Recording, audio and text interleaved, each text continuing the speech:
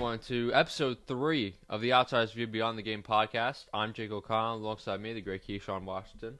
What's going on, guys? How are we doing? How are we doing today, Jake? Hey, we're doing well. We didn't take a week off this time. We're just Nope, going right not back at all. into it because there is a lot to talk about. There's a lot that went on over this past week since we've last spoken.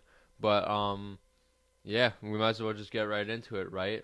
First of all, Absolutely. before we get into our in-depth topics, just some more recent things that happened. Of course, like we mentioned last time out, Coastal Carolina baseball was doing their thing in the college baseball tournament, and they made their super regional appearance against Auburn in Alabama, and we swept them. 2 games. It's a best of 3 game series. We won the first 2 games, and bim bam boom bop, business done. We're going to Omaha College World Series, where we were the first team to punch our ticket to the College World Series. Since then, teams like Arkansas have punched their ticket as well. I believe Oregon State have also punched their ticket. A couple of other teams I think play today, Monday, when we're recording this. So we'll see who else gets their chance to head to Omaha for the College World Series. That'll be a fun thing to watch, but it's great to see Coastal Carolina make their appearance in the College World Series. And I must note that Coastal Carolina hasn't made an appearance in the College World Series since 2016. Why does that date sound familiar? Because 2016 was when Coastal Carolina won it all and won the College Baseball National Championship.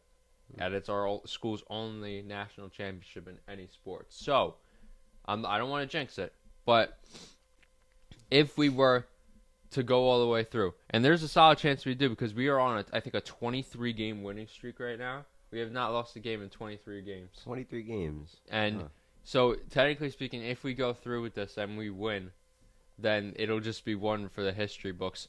Kevin Schnall, first year as head coach. He's been with the program for a while, but it's his first year as a head coach. If he can win a national championship in his first season, that'll set the standard across not just college baseball, but also across the rest of the sports at Coastal Carolina. I mean, you look at basketball.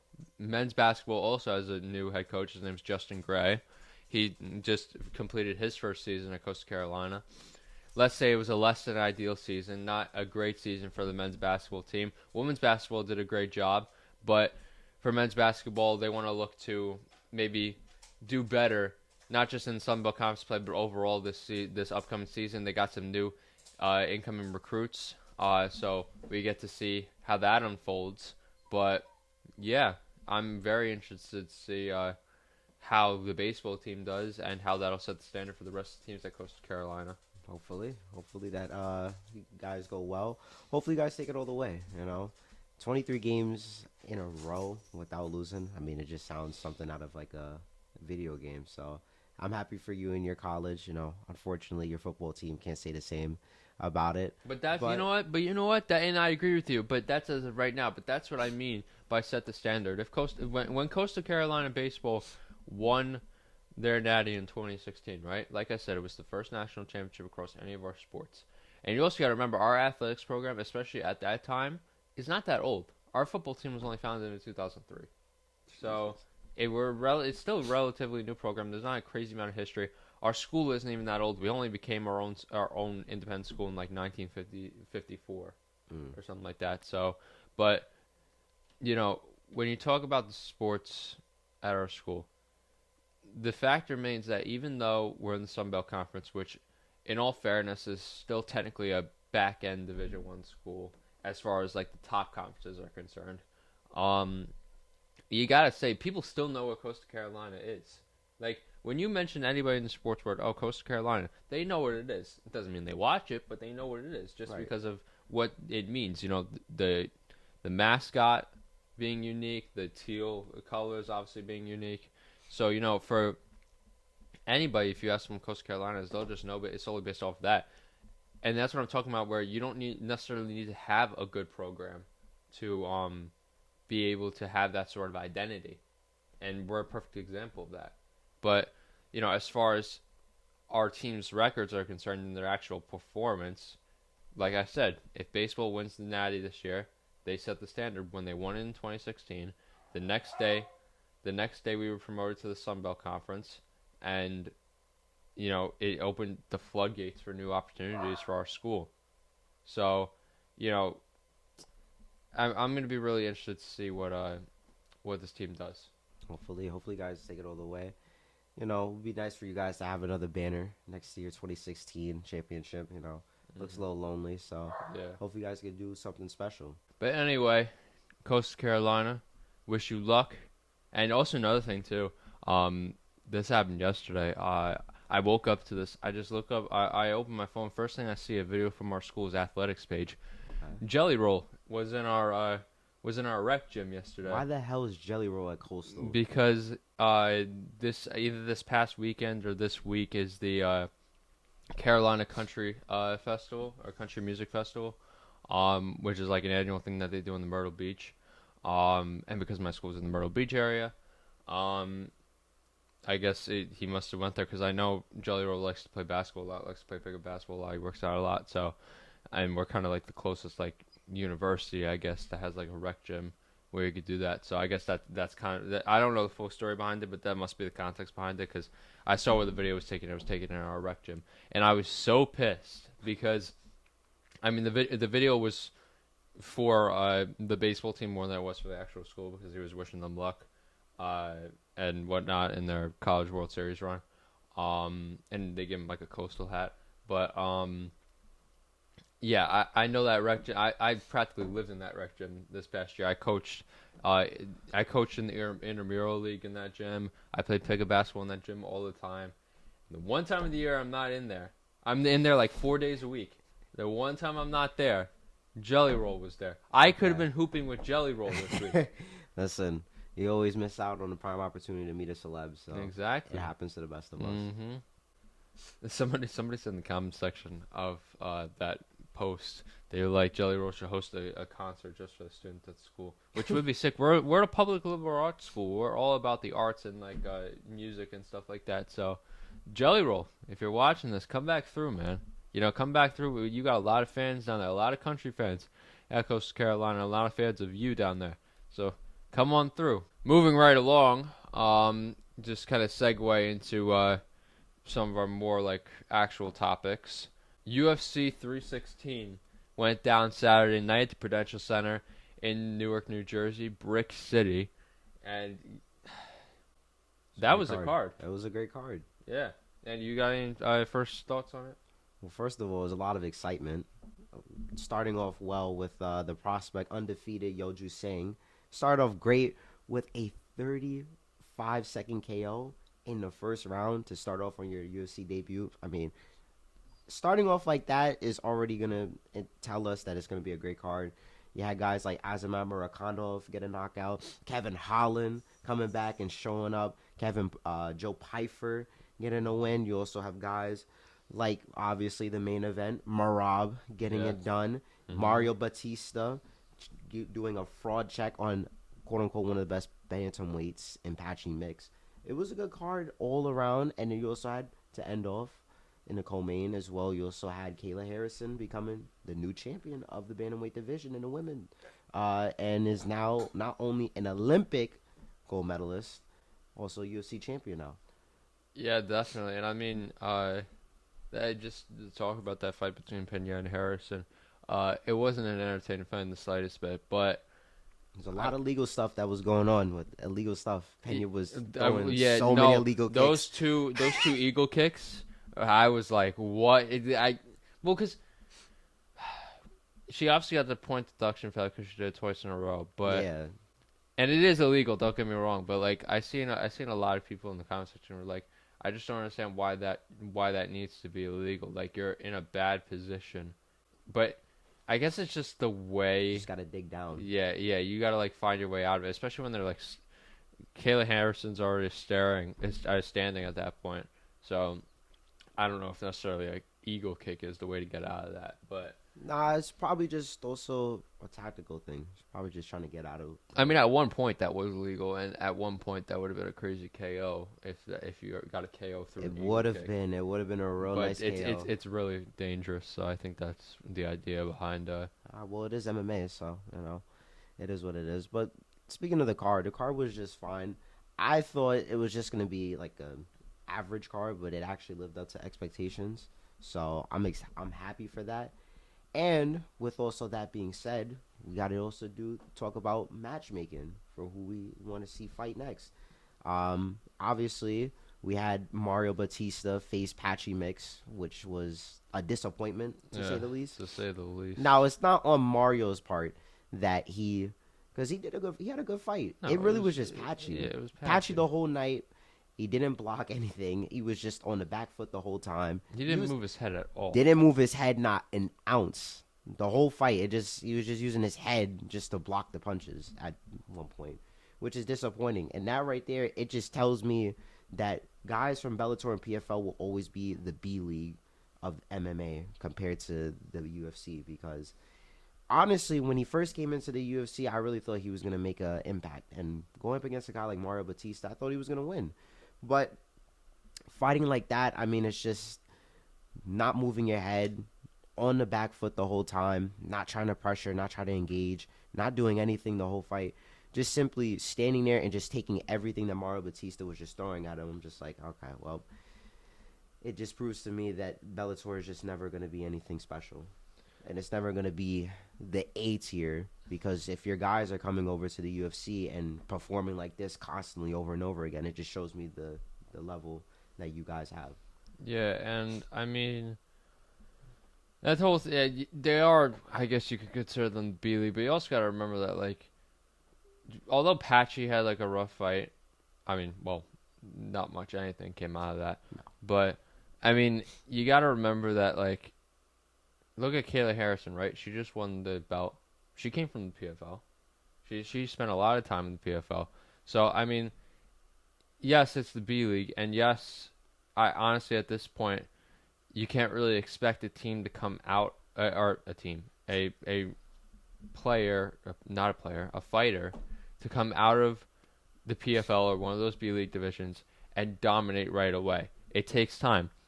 I don't think Patchy's going to be a washout in the UFC. I think he needs to get acclimated to the league. I think he needs to obviously fix the issues that he had in that first fight, and then he'll be great, because Kayla Harrison is now going to fight one of, if not the greatest women's UFC fighter of all time. So, at least one of the greats. And she came out of the PFL. She's been in the UFC for not, obviously she's not new to the UFC, but she's also not really. Let's say she's kind of new, because she's been here for like roughly over a year. Yeah. So, but she's not. This wasn't her first fight, No. obviously. So, whenever Patchy gets another fight, I'm interested to see how much he's improved. If he improves, which I believe he can, it's just that whole division is stacked regardless. So yeah. No matter who he fights, he's always gonna have a tough fight in the bantamweight division. But Batista, and speaking of Mario Batista, he actually did pretty good. He obviously had a lot of people going up against him because of the Aldo fight. So a lot of people were just saying, "Oh, well, he'll lose." I mean, I was one of those people especially, but a lot of people were saying he's gonna get KO'd, submitted. And for him to come out like that and to prove the people wrong and to have the fight that he had and dominate, I mean, it just shows the level that he's on as well. So you can't take that away from him. You have to look at the positives from him as well. Now, who would I like to see him fight next? There was a fight scheduled for him with Chito Vera, so I would definitely love to see that fight happen. I would have said to fight Aldo again, but Aldo retired, so I think the only fight that really does make sense is Chito Vera, considering they tried to make that fight from before. That's kind of a good way to jump into the main event, of course, Merab versus Sean. Now, going into the fight, obviously Sean O'Malley completely changed his demeanor. He isn't as much of a showman anymore, I guess you'd say. Like, he was kind of before coming into this fight and all of his previous fights, and especially the Merab first fight, he was kind of like what we see out of what Conor was. He was like the showman of the UFC, if you will. Always flashing out, always, being like the loud one, if you will. But then I guess after that loss to Merab and like that poor performance from him, I guess it kind of just like opened his eyes in a sense. He quit social media. He quit smoking. Focused more on his family. which is all great things. But then obviously we got to the fight yesterday, and He didn't look like himself at all. yeah, no, he was completely different. I mean, alone from the fact that he didn't dye his hair or anything like that. He didn't walk out to his normal walkout song, which caught me a little bit off guard. He did wear his pink shorts, but Yeah, I don't know. That's the only thing he kept. Pretty much, he just looked like a shadow of himself. I think the problem is that the push and the fame got to him, and it got to him too quick because he didn't expect to have all this star power at the start of his career. I mean, he's still relatively young. He's not even 30 yet, and he's having so much attention and so much like fans just riling all over him. I mean, this was the same guy that not too long ago was unranked, and then he fought Piotr Jan in a close fight, which a lot of people still say he didn't deserve to win. And he goes from rank number 13 all the way to 2. And then he's going into a title fight off of a split decision win. That rushed all that fame, media attention. And then when he wins the belt, defends the title, he's at an all-time high. He doesn't know what to do. So, of course, he's going to have this character. He's going to have the ego. And then as soon as he loses, it's like a reality check for him. It's like, oh, well, I just lost. Now what do I do? And now he's trying to find himself, and he's trying to rebrand himself, which I think he should have done to begin with. Just be original. Don't try to be something that you're not. Don't try to please the fans all the time. At some point, just be who you really want to be. Just be yourself, and that usually gets to a lot of fighters as well. Is that they have a lot of ego, especially in the UFC. They have a lot of confidence, and then when they get that big push, they don't really live up to expectations, or sometimes they win the title. For example, Cody Garbrandt. Cody Garbrandt was at the top of the world when he beat Dominic Cruz for the belt. And then as soon as he won it, he got in over his head. He had a lot of confidence, was very, very egotistical going into the TJ Dillashaw fight. And then he loses. And then as soon as he lost that fight, it just went downhill afterwards. So I don't hope that happens to Sean O'Malley. I really hope that he becomes a mainstay in the bantamweight division. But that just proves again that you just need to be yourself, and to also stop pushing these guys so hard and so fast because they please the fans, because they do certain things. yeah, no, definitely true. And I think that's something that needs to be said, not just obviously to young fighters coming into the UFC, but I think it just needs to be said to any MMA fighter in general. Like, don't let the fame get to you so much, because things like that happen. Now, don't. I'm not saying don't be grateful for the fame. Obviously, it's a great thing, and it helps so many of these fighters, especially in the sense of like, people don't realize they don't get paid a whole lot sometimes. Right. So, I think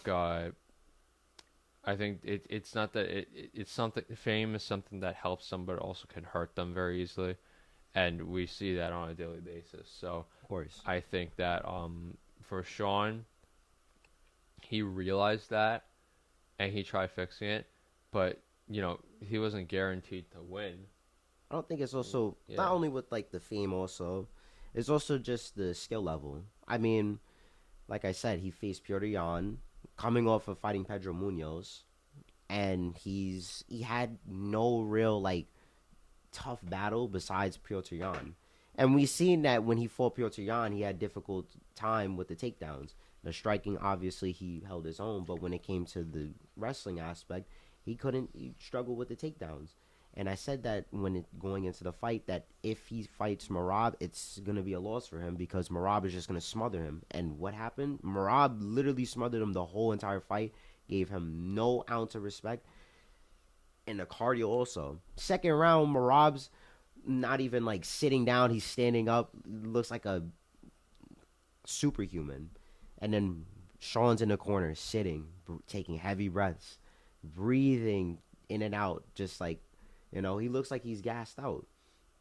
And it's only in the second round. So it's like there was a whole different skill level going into that fight. Sean never had that battle. He never had that 5-round fight before getting a title shot. He never had the guys like Corey Sandhagen. He never had the Davison Figueiredos. He never had the Rob Fonts to go up against, Henry Cejudo. He never had that other test besides Piotr Jan. And we already knew that he wouldn't be a champion for long because the bantamweight division is so stacked. So, of course, he needed somebody to kind of give him the test just to see where his level is at. So, the UFC pushed him a little too fast and a little too much, and it showed in both of the Merab fights. Yeah, no doubt. And, for Sean, hopefully he comes back stronger. Hopefully he could get another win under his belt. Um, I seen him post on social media after the fight night. He was back home with his family, so that's good to see. Um, as far as Merab is concerned, great, superhuman. I mean, like we knew his cardio was insane. Like you mentioned, like he wasn't gassed out at all.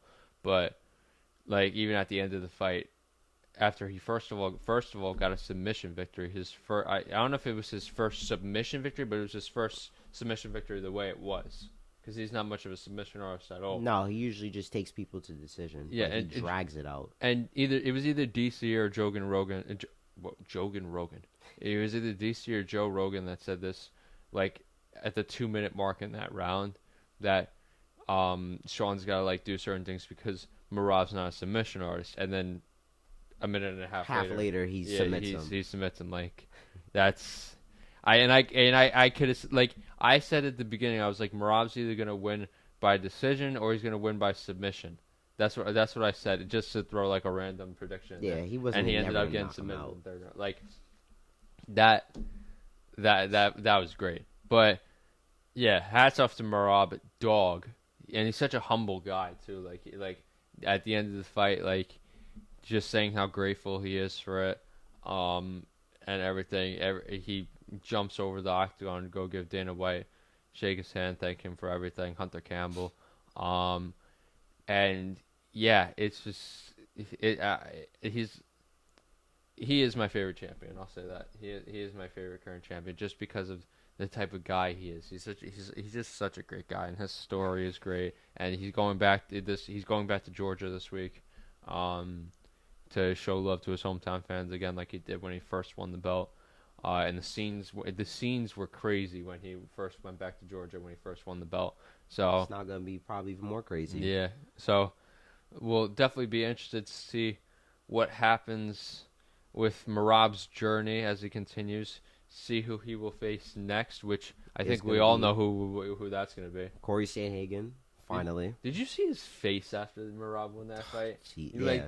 Like immediately after the fight was won, after Merab submitted him, Corey Sandhagen had like this look on his face of like he was just in like.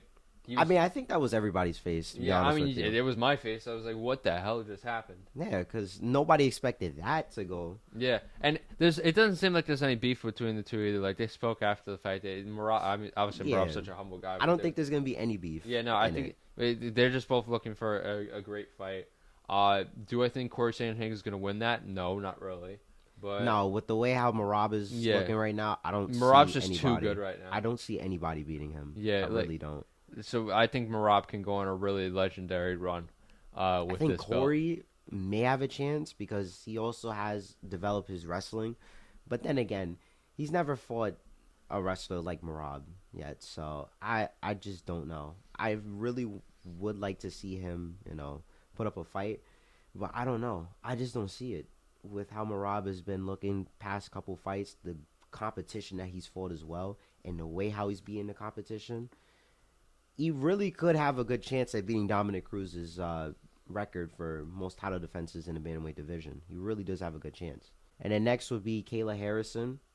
Obviously, the fight for her is going to be Amanda Nunes coming back. So I think that fight is going to be another. That's going to be. I'm really excited for that fight. I'm very excited for that fight. Mm-hmm. Now, who do I see winning that? Amanda's been out for a minute, so there's definitely going to be some ring rust to her. And Kayla Harrison obviously has been active, and she looks really good. Her wrestling has been phenomenal. So for me to pick a winner would be tough, but I would slightly edge towards Harrison just because the activity and the ring rust with Amanda Nunes might get to her a little. But then again, this is Amanda Nunes we're talking about.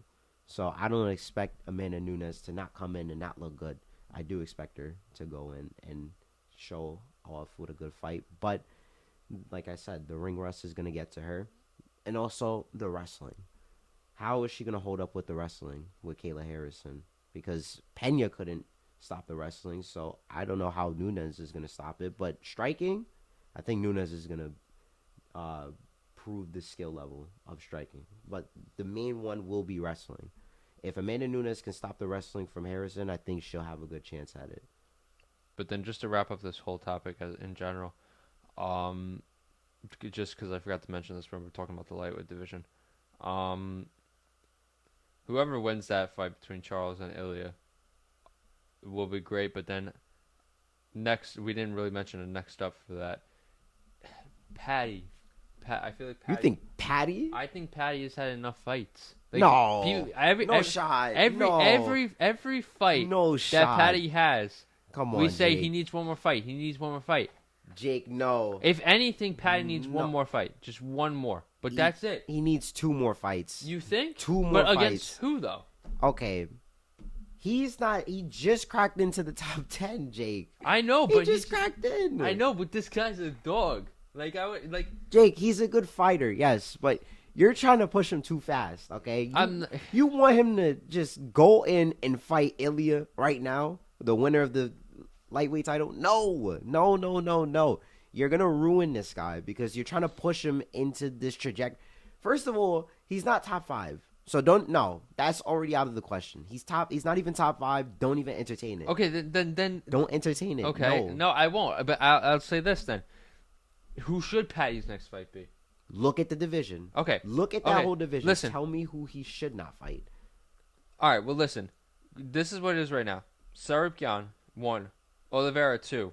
But obviously he's fighting. Gaethje, 3. Holloway, 4. Poirier, 5, but he's retiring. Hooker, 6. Gamrot, 7. And then Patty, 8. So, I mean, is there anybody in that top 5 that he's already fought? Nope. He has not fought any of them. Okay, so let's say he fights. Has he fought Gamrot? Nope. Okay, so let's say he fights Gamrot, right? He could fight Gamrot. He could fight Hooker. Yeah. And then if he beats one of the two, you put him into the top.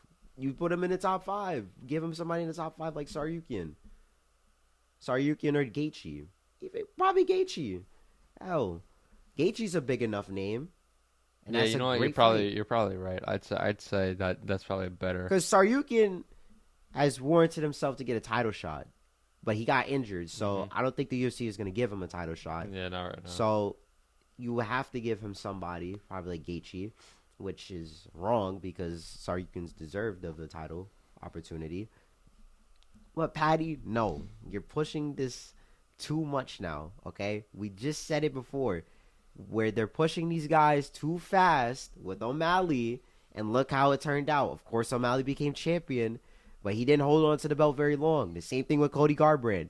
Stop pushing these guys into this position where, they know how to trash talk. Oh, they know how to do this and that. Oh, they're good fighters. Oh, he can knock out people. I get it. Patty has a fun style, and he's entertaining. But that doesn't mean he deserves a title shot. Just because he's from London, just because he's from England, just because he's from Liverpool and he has an accent, and he can submit people. That's not what... No. That's not why. No, because he has a unique style to him, and he has a unique way of talking to people and trash talking. It's the same thing what happened with Conor. It's because nobody from Ireland ever talked like Conor. Well, it's the same thing with Patty. Nobody from England, Liverpool. Or England in general. Besides Darren Till. Yeah. And look what happened to Darren Till when they tried to push him too fast. They gave him Tyron Woodley. He got humiliated. And then as soon as he lost, he went downhill. The same thing is going to happen to Patty if you throw him into a title shot way too early. Now, he needs at least 2 more fights. You give him somebody like Gamrot or Hooker. And depending on how he wins that fight, if he wins, you give him somebody in the top 5, top 3. Gaethje, Sarukyan, Oliveira. One of those guys, because you have to fight somebody in that ranking. Especially in the lightweight division, because you can't go on and just fight the champion without fighting somebody like that. You got to really test yourself, because the top 5, any of those guys could be a champion right now. Anybody. There's no mistake about that. So don't push this because he beat Michael Chandler. Now, the only reason why I'm really mentioning that, honestly, is because if Ilya beats Charles and becomes champion, obviously Patty and Ilya have had beef in the past. They did have so, beef. I mean, I guess that's a fight to be made in the sense of like entertainment purposes, but It definitely is. But then again, Ilya has done a lot more in his career than Patty. Because Ilya is about to become, if he wins, he's going to become a 2-division champ. Patty just cracked into the top 10 of the lightweight division. They're miles apart. Miles apart. Now, of course, they obviously have their beef from a couple years ago that has stemmed on for years now. And, of course, it will be an entertaining time. Well, not time, but it will be an entertaining fight to make. But like I said, you cannot push this because you want to see two guys that hate each other. Because then again, just because they hate each other doesn't mean it's going to become a good fight. It's not. We had Khabib versus Conor. Okay, that doesn't mean it's going to be a great fight. I mean, we had Mokaya versus Kopp, who literally were punching each other in the performance center, in the UFC performance center in Vegas, and look how that fight turned out. It was shit. So don't push a fight because of some altercation or beef that they have. Okay, it's not going to turn out to be the greatest of fights. So and specifically also because Patty is not nowhere near ready for a title shot. Well, at least not yet. He is good enough, but he's not great enough to have a whole title fight, and then people start saying, "Oh, well, let's give him a title fight now. Let's push him to be this big star. Let's make another Conor." Yeah, I didn't. Yeah, let me clarify. When I said that, I didn't mean like right away. I meant like he should be like in a short list of people, not exactly at the top of that short list, but in it. So like in the sense of, if a title fight happens between whoever wins Oliveira Topuria and one of the top 5, and they get injured or whatever, and they need a late replacement, Patty. Well, nobody's gonna deny a late title fight. It's a title fight. Nobody's gonna. Yeah, but it's more about who you offer to. Like Renato Moicano, for example. No, don't get me wrong, he wasn't right for that fight. I mean, who that isn't in the top 5 in the lightweight is ready to fight Makhachev, but I mean, still, it's so in that sense he could, but. He should it should still be in the back of people's minds.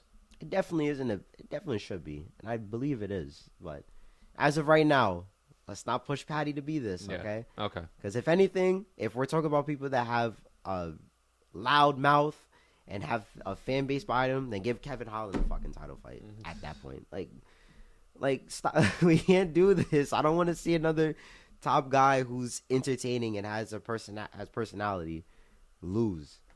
All the nonsense because he got pushed too fast. Right. The NBA Finals obviously is now tied at 1 game apiece. Obviously, it was that first game.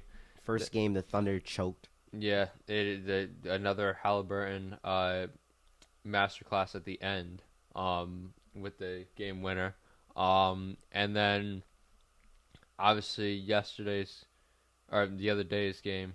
No, I'm sorry, it was yesterday. Last night's game.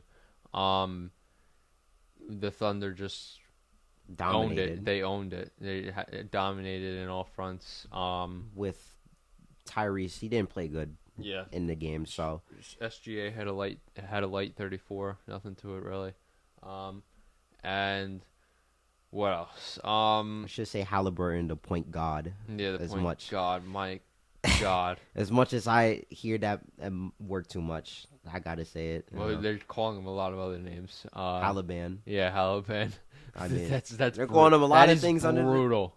I'm not a fan of that one. We can't. We just gotta at this point. Like, guys, can we please calm down? We have to give him respect. We have to give him credit. No doubt. Yeah. Off this finals, now like I said, I predicted the Thunder winning 6, but I said I was good with whatever.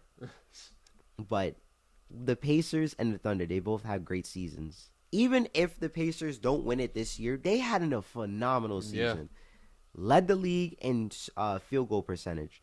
Okay, finals appearance. The first time they made the finals since like 2000. Okay, they've pushed this team to the max. They've really, really stuck it together. And it's not really a lot of superstars in this league, but I would consider Halliburton a superstar at this point. I Yeah, mean, no with how doubt. he's been performing Yeah, in the playoffs, because you could be so good in the regular season, but if you're not performing in the postseason, then you're just a star at that point. yeah, and Halliburton has come through. yeah, He's pushed this team. He's won them games.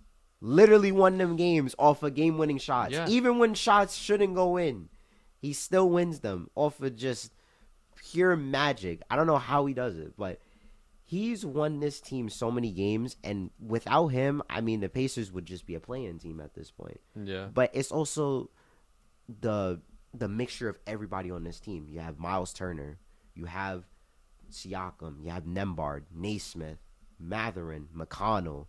You have all these guys, Toppin, coming together and just fitting their role and knowing exactly what to do. And that gives a lot of credit to their coach, Rick Carlisle. mm-hmm. Rick Carlisle has proven that he is arguably the best coach in basketball. He's put himself in Yeah. I in that said this name. from the jump. He is a coaching mind like He's a no coaching other. mind. I mean, he's been in the league for decades now. And he hasn't gotten his flowers, but this year has really proven how good of a coach he is and how well he's schemed, because nobody expected the Pacers to go this far. Nobody. I expected them at least like around Eastern Conference and second round, around that type of run. But all the way to the NBA Finals and pushing the Thunder with that team, I mean, it proves how good of a coach and how well they've constructed this roster over the years. Mm-hmm. Yeah, and I gotta say something. Like there was I'm trying to find it, but there was a quote like during one of Tyrese Halliburton's press conferences. Um, it was at the end of Game 1 after Tyrese hit the game winner. ESPN's Michaela Andrews had a question for him. Because obviously in that first game, Tyrese's game-winning shot was the only lead change of the entire game. Yeah. Indiana had not led at any other point in the game. And she said this. She said, they say to one time is luck. And then, because before I even mention this, he's hit a couple game winners this season. And he's hit a game winner every single Yeah. postseason matchup. Yeah, he said one time is luck. That was in a game against Milwaukee in overtime. 2 times is a habit. They say 2 times is a habit. 3 times is the truth. So that one time is luck. 2 times is a habit. 3 times is the truth. And then she asked him, "What's the 4th time?" There was no answer to that, though. At least I didn't get. So honestly, you ask me. First time is luck. Second time is a habit. Third time is the truth. 4th time is consistency. He's a consistent game winner. Mm-hmm. I just don't get it. Superstars come up in the clutch, and he's a clutch player. So you got to put him in that category of one of the best point guards in basketball right now, because he's winning games for this team consistently on a basis every night. Even when he's not putting up, 25 points or 30 points, he comes up for them when they need him the most. So Yeah, he's a baller. He's a dog. He is a dog. As much as it disappoints me, because obviously I had the Knicks winning the previous round. He's a dog, and I give him his flowers. 100%. Yeah, and as far as who's gonna win at this point, I mean, like I said, I'm cool with either one. But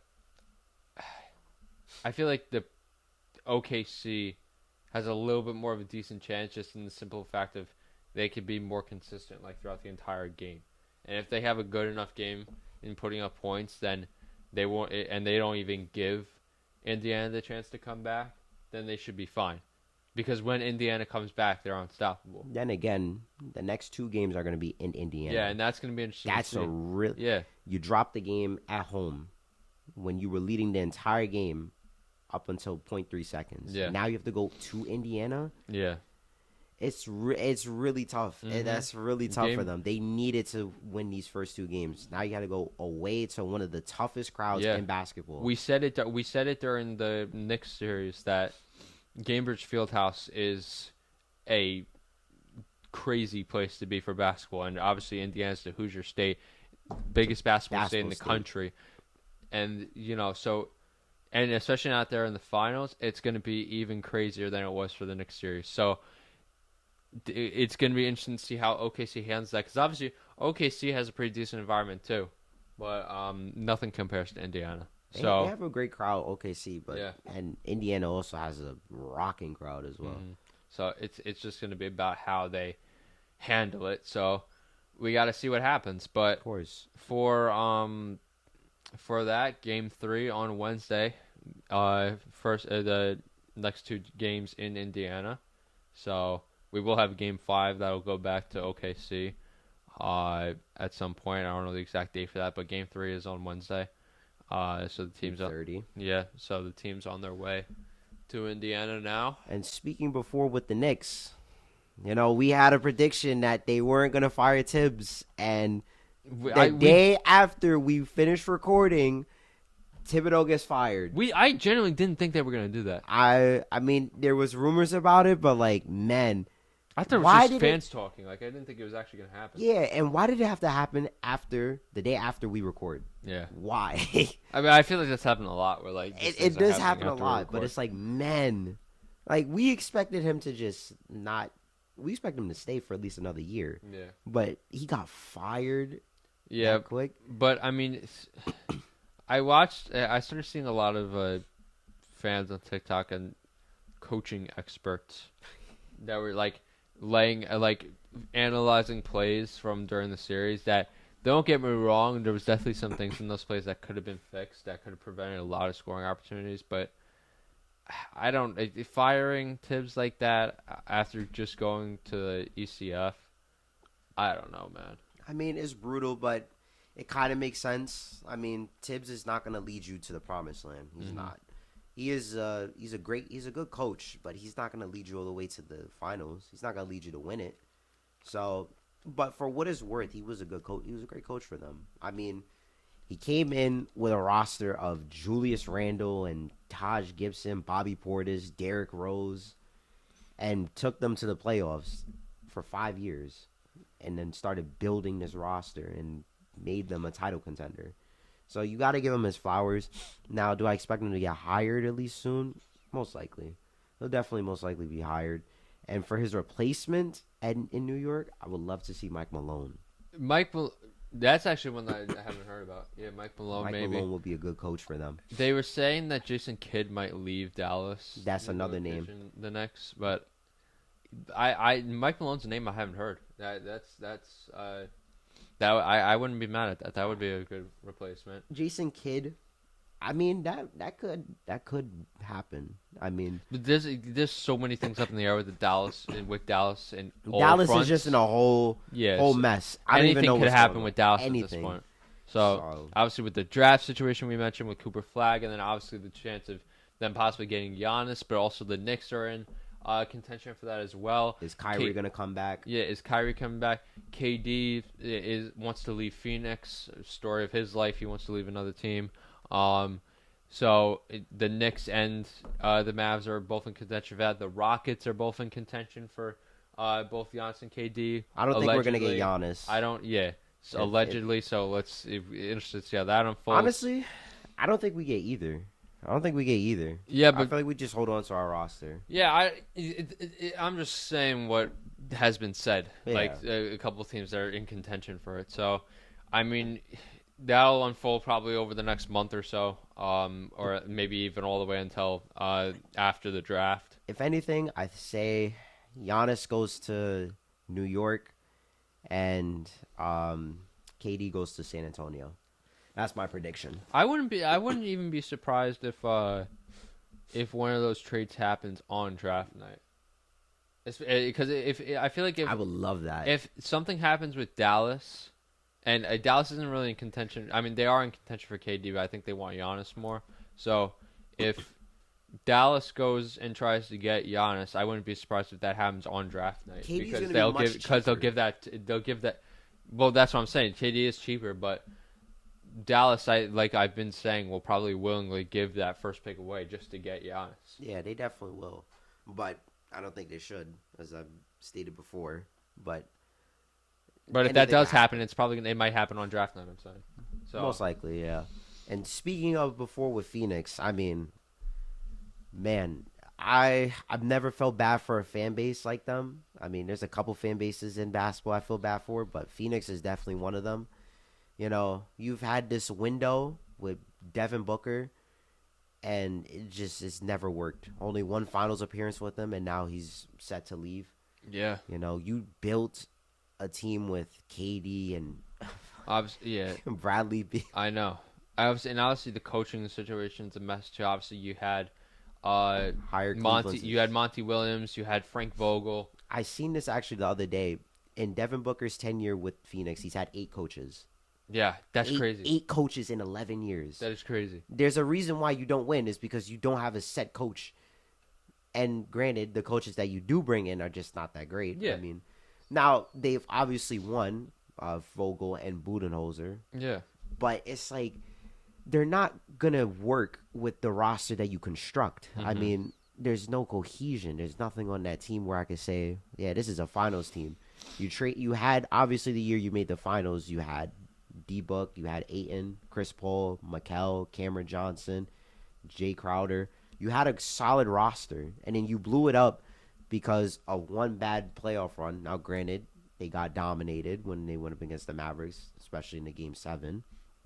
But you blew it up to get KD, and then you made it worse by then trading your bench for him and also for Bradley Beal and taking on that Bradley Beal contract. yeah, I don't understand. From the get-go, it just was a bad move at the start. And now you can't get rid of the contract. Now you have to trade KD because he doesn't want to stay. Devin Booker may be set to leave because, I mean, how long is he going to want to stay in another rebuild? yeah, And Bradley Beal is the worst contract in basketball that you can't move. He doesn't want to buy out. He's not going to agree to it. And he also has a no-trade clause. And he's making around $60 million a year. yeah. Just to sit, and he's not going to go to a contender. Why would he want to go now when he's making all this money? Because contending teams are not going to take you. So he could just sit, make $60 million a year just to do nothing, and he can veto any trade he wants, and they can't do nothing about it because they can't even agree to a buyout. Yeah, and that's the problem with players like that are in a position to do that. But I wouldn't even say it's the players, it's the front office. I mean, yeah, from the get-go, you traded, like I said, you traded for Bradley Beal, Well, which you didn't yeah. need. You never needed Bradley Beal. that's what I'm saying. The front offices put them in a position where they do that. So, Right. I mean, yeah, that's interesting. But I mean, just with the Tom Thibodeau situation, I saw this the other day, and I just found it again just to point out. And this is a crazy stat. The current top 5 coaches and that have their longest tenure, and this isn't even accurate anymore because Tom Thibodeau was fired, but the coaches who have held their position the longest, at one, Eric Spoelstra, obviously, he's been the head coach for the Heat for 17 years, since April of 2008. God damn. And he came up in that organization. Like, he started in, like, the film Film room, room, for sure. yeah. But behind him, Steve Kerr, he's been with the Warriors for 11 years. But then this is crazy. We can't even say Tom Thibodeau anymore, but with Tom Thibodeau, he was with the Knicks for almost 5 years as of last month. But now that's out. So before him, the longest running coaches are Billy Donovan, who's only been with the Bulls for 4 years and 7 months, and then Tyrone Lue, who's only been with Clippers for 4.5 years. Those are the longest tenured coaches, just 4 or 5 years. I can see why they Not both counting haven't Eric gotten Spoelstra. fired. Billy Donovan he was with Chicago when they brought in D Rose and had that little super team, Yeah. Before they got hurt with the Mhm. first seed. But he's restructured that team, and they almost made the playoffs. Mhm. You obviously had the resurgence of Josh Giddey. You had Yeah. Kobe White, Mateus Buzelis, Is Nikola Jokic. Is Zach LaVine I mean, still not Nikola Jokic. Is Zach LaVine still with the Bulls? No, Where'd he go? Sacramento. Oh, right. Well, actually, the funny thing is that Sacramento, This is another franchise I want to talk about. Sacramento. I mean, they had Halliburton. You had De'Aaron Fox also. Those two I guys, forgot they had Halliburton. Holy, they I had forgot him when about he was that. a rookie, and then they traded him away for Sabonis. Mm-hmm. Now it's like you gave Indiana their championship team, and you traded away just because you wanted to get a playoff push that didn't even amount to nothing. Mm-hmm. It was just a first round loss. And then they trade away De'Aaron Fox, and then they sign DeRozan, and then bring in Zach LaVine to pair up with Sabonis. So you brought in Chicago's failed super team just for a mediocre playoff push that didn't even amount to nothing. And now you're stuck on with DeRozan's contract and LaVine's contract. Yeah. So they're really they're mediocre because they're not good enough to win, but they're not bad. And that's the bad spot you want to be in basketball is you're not good enough to make playoffs and push for a title, but you're not bad enough to have a first overall pick. Yeah, it's one of those lose-lose situations, I guess. So, but with the coaching, with Tyronn Lue, with the amount of guys that are just longest tenured, it makes sense. I mean, so Spoelstra's been there for decades now, so of course Pat Riley's not going to fire him. He's protected. Same thing with Steve Kerr. He had his dynasty. I don't expect the Warriors to fire him, especially with how he consistently makes playoffs. Yeah, no. So, if anything, I just see him resigning once that core that they have breaks down or it gets traded. But I don't see him getting fired anytime soon. Mm-hmm. So, Yeah, and that's just a crazy statistic that some of the longest in the top 5 now 3, 4, 5 the longest standing coaches are only like on just under 5 years. only 3 of them, Because and one of them just got fired. Yeah, because Pop retired. Pop retired, yeah. Yeah, so that made Eric Spoelstra the longest tenured head coach in the NBA currently. That's crazy. So, and honestly, when Pop retired, I mean, mad respect to Pop, man. Greg Popovich, he's Arguably the greatest coach of all time. So that's hats off to him. Good luck on your retirement, sir. But yeah, so that's the NBA. Just to quickly just move into another topic. Obviously football we haven't really talked about too much because obviously we're in the off season. It's kind of quiet, but it's kind of kicked up recently. It's been kicking up. Aaron Rodgers to the Steelers. Nick Chubb went to the Texans. That's a decent backfield. Yeah. Now you got Nick Chubb and you got Joe Mixon in the backfield. Mm-hmm. That could be something. But obviously Nick Chubb is coming off of an injury. I believe it was an ACL. So Yeah, and there's currently a video playing on our TV of Nick Chubb deadlifting God only knows how much on that barbell. listen, you got a strong power back and Nick Strong doesn't even begin to describe what I just watched. He's definitely going to bring in a power back for Houston, which they definitely don't have prior to him signing. But now you also pair him with Joe Mixon. Now they did lose Stephon Diggs, which is a big loss, but he is coming off of an ACL injury. Yeah. You don't have Tank Dell because he ruined his whole knee got shattered. I think it was against New York, if I'm mistaken, but his knee was just completely shattered.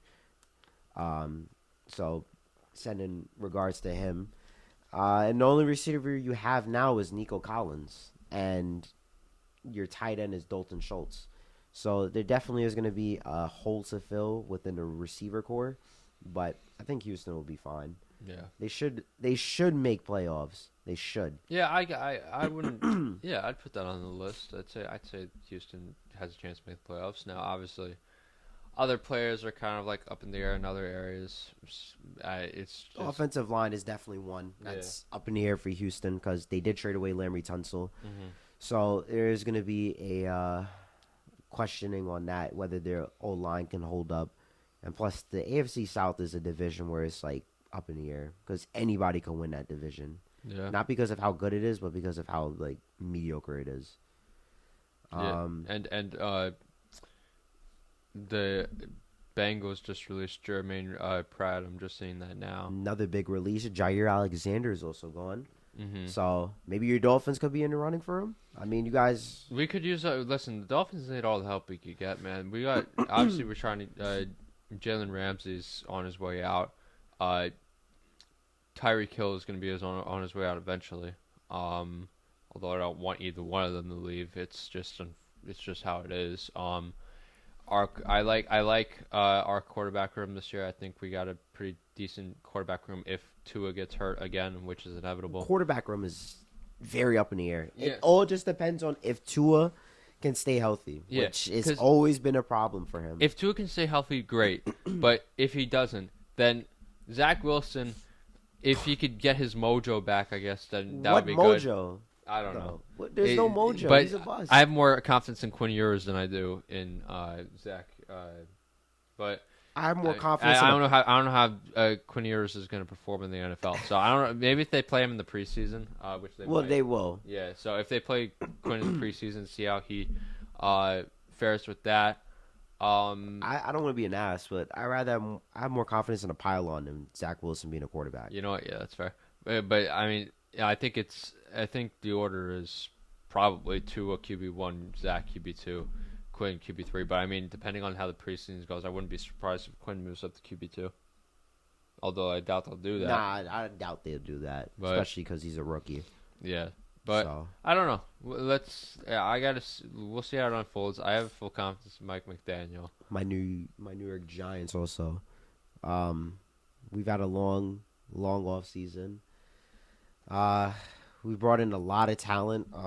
The draft obviously was really good for us. Jackson Dart coming in to save the day. Mm-hmm. Drafting Abdul Carter is another one as well, which I'm very happy for. Yeah. A lot of people are crapping on us because we drafted Jackson. Well, look, I don't expect him to start year one. I definitely don't, especially with the QB room that we have. I expect him to just be sitting behind the whole year and just learning from Jameis and Russ. Now our defense is no question. If we can stay healthy, this defense is easily, we can honestly become a top 10 defense. The only question I have is our secondary. Now, we just signed Javon Holland from the Dolphins. Thank you very much for him. We also have Tyler Nubin, who had a solid rookie season. Our corners are very iffy. It's not really one I would say is strong, but it's not bad. We just signed Paulson Adebo from New Orleans, who's a great man coverage corner. So I'm excited to see that. Cordell Flott also. And obviously your QB room is interesting. Oh, God. I'll touch on that in a minute, but our defense is, to say the least, is going to be very, very solid. Just with no injuries, please. Yeah. No injuries. I just pray.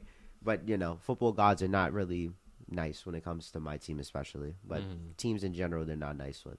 Now, touching on the quarterbacks, it's a quarterback room. It is a quarterback room of all time. I will say that. Signing Russ, signing Jameis, and then getting Jackson Dart. It's a meme-worthy quarterback room. Yeah, it's interesting. All right. You obviously have a potential future Hall of Famer in Russ, who's won a Super Bowl before, so he's bringing in at least a quality quarterback. You could go worse. You could go very worse. So I don't see it being anything of a bad thing to have him as a starter. I think he could be serviceable for us. Definitely more serviceable than Daniel Jones, hopefully. And if that doesn't work, you always have Jameis Winston behind him, who's proven that he could be a solid backup QB when called upon, obviously with his stint in New Orleans. So I'm hoping that he could bring in the locker room chemistry that we need. And then, of course, you have the unproven guy in Jackson Dart. Our team it really just depends on the offense. Really, that's the only thing that concerns me with this team. Our defense, I already said before, it's going to be a great defense if we stay healthy. It really just depends on if we could score points. I mean, offensive line is not the best. I mean, we still have Evan Neal for fuck's sakes. So, but we're moving him to guard, so hopefully he could do something. Receiving core is solid, is decent. I mean, besides Malik Neighbors, We obviously have Darius Slayton, who I think is still going to be serviceable for us. Running back room, Tyrone Tracy and Cam Scatterbo. White chocolate, obviously. And we have Tracy, who's coming off of a solid rookie year.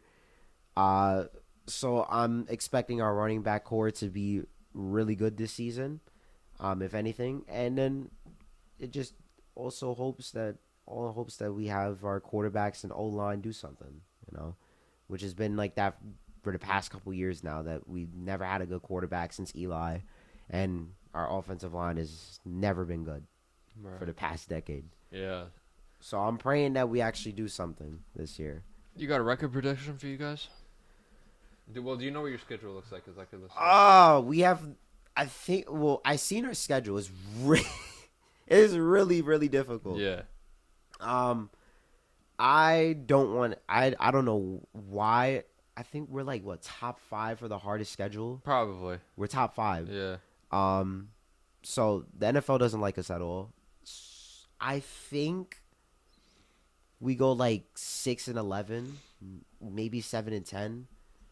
Because with the schedule that we got, is just it's like a kick in the ass, to be honest with you. Yeah. I mean, I don't know why out of all teams we get the one with the hardest schedule. Yeah. So. Well, yeah, you guys, I mean, for us, we have a fairly decent schedule. I mean, there's not a whole lot of crazy. Obviously, we got the people in our division, but then outside of that, we don't have too many crazy people. We actually have a pretty light schedule, if I'm being honest. Now that I'm looking at it. How does the Dolphins get a lighter schedule? I mean, I don't understand.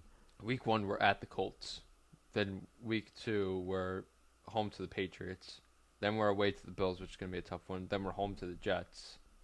Away to the Panthers. Home to the Chargers. Away to the Browns. Away to the Falcons. Home to the Ravens. Home to the Bills. I mean, there's a couple of heavy hitters in there. Week 12 bye week. It's a pretty decent laid out schedule if you ask me. But as far as what we're going to go, I don't know the exact record we're going to get, but I wouldn't be surprised if we make a wild card.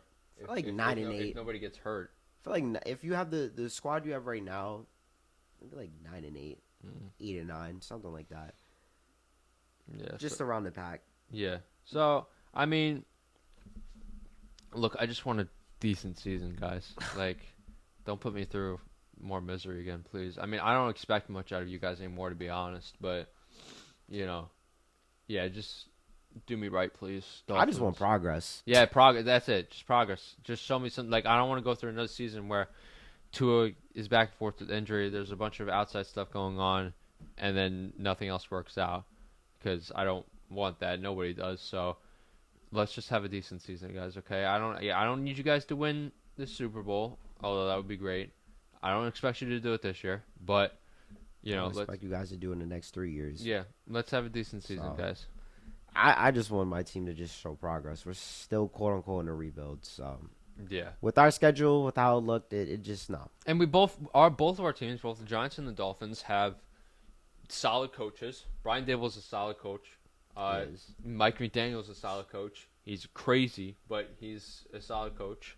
I'm interested to see how he comes out stepping this year. If he comes out in the off-whites again. I love Mike McDaniel's style. Great guy. I've mentioned in past before, and I say it all the time, but he's just a great guy. I love him. And I don't want to see him go anywhere anytime soon. I mean, there's no reason why he should go anywhere anytime soon. The same thing goes for Brian Daboll. I don't think they. Well, Daboll's a little bit on the hot seat because he had a bad year last season. Yeah. But granted, that's not really his fault. It's just the front office being stupid because they didn't want to re-sign Saquon. Yeah, your guys' front office is stupid because then even it's not Saquon, but No, it is Saquon. No. Well, yes, but I'm saying I'm trying to think of something else. Odell said multiple times in the past that I never really wanted to leave New York, but it was just something with the front office that made it that way. Your guys' front office. Let's just rub it in my face more. Yeah. I don't mean to do it like that. It's I'm just saying you guys' front office needs I still have his jersey, and I cry every day looking at his jersey. What could have been. Hey, listen, but as somebody I'm not a Giants fan, but as somebody from New York, I feel your pain. Like Odell, the catch happened right here in New York, and now all of that's just gone. And now he's with the Dolphins. Funny enough. Not that he's doing much, but I mean, Well, he sucks now, so. yeah. So, I mean, at some point in time, I may not be rooting for a New York team, but he still found his way back to one of my teams. My team is So- just incompetent. But I'm interested to see if Odell does any better this season. No. I don't know if he will. I don't think so. Coming off of 2 ACL injuries, no. I don't see that. He's lost his burst. It doesn't seem like he has as much passion as he used to before. So he won his ring. He's done everything he can in his prime. Might as well just retire. And honestly, I wouldn't be upset if he retired. Yeah. You know, of course, Dave Gettleman had to trade him, which is idiotic.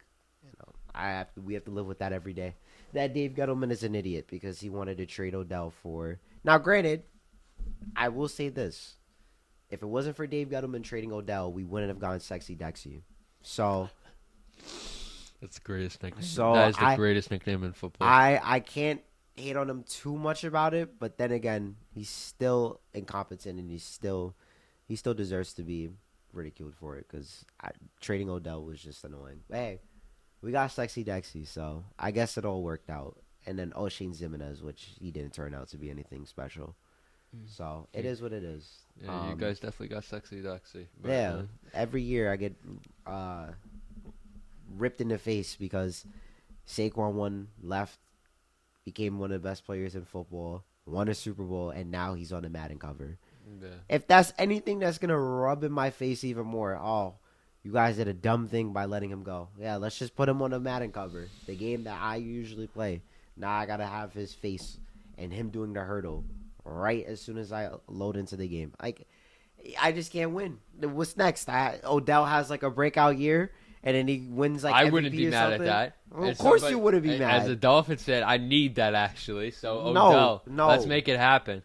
Like, what more can we possibly get? Like, we're already down enough as it is. We just got to be happy that my team is in a rebuild. So again, but still, we're in a rebuilding phase. I'm just hoping that Jackson Dart is the future. I'm happy you guys signed Jameson Winston because he was literally out during the draft. He was literally out campaigning for a job, like or during the Super Bowl it was. He was like out there like somebody please sign me, like that was brutal. I mean I love him. He's a character. He's a character for sure. So I don't know, but I'm just hoping that this season's good. But I don't expect it to be good with our schedule. Yeah. So if anything, we'll probably go like 4-13 or 5-12. Yeah. I'm expecting us to go, hopefully at least like 6-11. Yeah. But not expecting much. Well, definitely interested to see how that pans out with the NFL, with all of our teams. Hopefully that does well. The draft is coming up. Our draft is coming up. The NBA draft is coming up. NFL draft's already over. But, yeah, so season's coming up for NFL. Interested to see how teams look in the preseason and then how they get their first couple weeks going. NBA draft is coming up in 2 weeks, I believe, from today. Or tomorrow, I should say. So that'll be cool. And A lot of shakeups, hopefully. Yeah, a couple of shakeups. Obviously, there's a lot of open ends with that, so we'll see if anything unfolds before then. But I wouldn't be surprised, like I said before, I wouldn't be surprised if a big trade happens on draft night. Maybe a couple. You never know nowadays. So. And a couple ones that maybe no one's even talking about that are unexpected because everybody's focused on other topics. So who knows? Hopefully the Nets have a good draft. Lord knows we need it. You guys definitely need it. Yeah. But I mean, I was just disappointed we didn't get the first pick. But you know, that's a whole. Well, I mean, Charlotte couldn't get the first pick. Yeah, I know. Washington. But Dallas got the first pick. But that play-in team getting I know. But first pick. Yeah, but we already got all that in. So yeah, we'll see what happens with that. Obviously, see if there's any more moves in the NFL. UFC is still going to be panning out. And obviously NBA Finals going to Indiana. Interested to see how Halliburton does. Does he show out again in Indiana? Does SGA continue his show run? Alex Caruso has been doing his thing as well with OKC. I've always had a soft spot for Alex Caruso. I love him ever since his Laker days. But, you know. Who can get their first ever championship, too? Who will? That is the beautiful thing of it. It's not. That's why I wouldn't mind who if anybody wins. This is somebody is gonna get their first championship, and or not first. Yes, actually, I'm lying. First championship, right? Yeah. Yeah, first championship. So it'll be really great to see, either for the city of OKC, city of Indianapolis, in the state of Indiana, would be great all around, and even for the state of Oklahoma too. So It would be. I feel like with Indiana would be more special because of, how long they've been around. Yeah. And all the hardships they went through. yeah, OKC, not so much. But, I mean, I did pick them to win, but they took away Seattle from us. So yeah, but yeah, so that'll be so fun to see. Whoever wins, it'll be a great thing to see. And also baseball. A lot Yeah. of things will, hopefully something starts shaking up soon. The Red Sox are cooking us right now. The Yankees, I'm losing it, but My Mets are just unstoppable. let's get a game back, boys. We're going to the World Series. All my Mets fans, we're going to the World Series. Mark it in your calendars. We will go to the World Series and we will win it. Yeah, don't give me that look. Listen, we're the first team. We were the first team to hit 40 wins this season. All right, we're looking really good. All of our guys, well, not all of them, but majority of them are playing well. So Lindor's gonna win MVP. Soto's gonna win World Series MVP, and we're gonna win it all. I'm promising you. Mark it in your calendars. Right. Well, I'm gonna stop you there, because we like to keep things short now. But that is it for episode 3 of the Outside View Beyond the Game podcast. We're 3 in, guys. We're still working on some other stuff, but we will get more into a flow. Hopefully, we will continue the week by week. We definitely will thing. trust this, guys. So- Trust the process. Just keep an eye out for more episodes. Keeping on the schedule, coming out every Friday and Friday mornings around 9 a.m. per se. So keep an eye out. YouTube and Spotify as of right now, but that will grow eventually. Follow us on Instagram, TikTok, wherever. And Make sure to subscribe on YouTube as well. yes, make sure to subscribe on YouTube. Follow and stream on Spotify so we can get those stream numbers up. That is it. I'm Jake O'Connell. That's Keyshawn Washington. You're watching the Outsider's View Beyond the Game podcast, presented by the boys. And remember, if there's delusion, There is hope. we're going to have a great season. Take care, everybody. Ciao for now.